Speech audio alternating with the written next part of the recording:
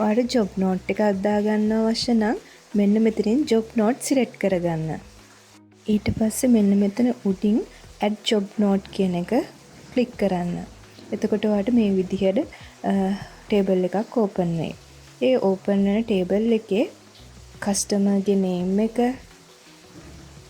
Telephone number එක, repair කරන අදාළ ඩිවයිස් එක, ඒ වගේම එක්කන කවුද ටෙක්නීෂියන්ව ඇඩ් කරගන්න පුළුවන් මෙතනින්.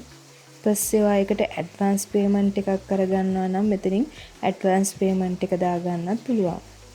ඒ වගේම මෙතනින් ස්ටේටස් එක දාගන්න පුළුවන්. පෙන්ඩින්ද වර්කින්ද නැත්නම් කම්ප්ලීට් කරලාද තියෙන්නේ කියලා බලා ගන්න. ඒ වගේම ඒකට අදාළ ජොබ් නෝට් එකට අදාළ මොනවා හරි නෝට් එකක් දාගන්න අවශ්‍ය නම් මෙතනින් දාගන්නත් පුළුවන්. මේ ජොබ් නෝට් එක දානකොට මේ රිපෙයාර් එක කරනකොට මොනවා හරි ඔයාගේ ස්ටොක් එකේ තියෙන අයිටම් එහෙම යූස් කරන්න වෙනවා නම් මෙතනින් අයිටම් ඇඩ් කරගන්න පුළුවන්. අයිටම් සිලෙක්ට් කරලා ඇඩ් කරගෙන ඉවර වෙලා මෙතනින් සේව් කරගන්න. ඊට පස්සේ ඔයාලට මෙතනින් ඇඩ් කරගත්ත ජොබ් නෝට් එක බලා ගන්න පුළුවන්. ජොබ් නෝට් එක දැම්මට පස්සේ මෙතනින් ඔයාලට මොකක් හරි අලුතෙන් අප්ඩේට් එකක් දාන්න ඕන නම් අප්ඩේට් කරගන්න පුළුවන්.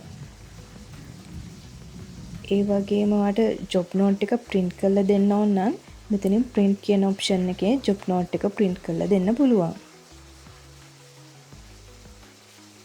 ඒ වගේම මේක complete කරාට පස්සේ මෙතනින්ම කෙලින්ම invoicing part එකට යන්න පුළුවන්.